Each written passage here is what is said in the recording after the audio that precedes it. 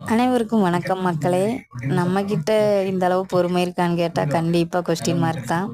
பாருங்கள், இந்த எறும்பு வந்து எவ்வளோ ஒரு பொறுமையாக லைனாக வரிசையாக அவங்க ஃபேமிலியோடு வந்து வேறு பக்கம் போயிட்டுருக்காங்க.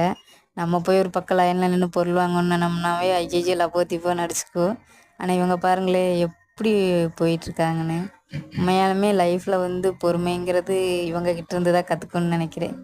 Thank you so much.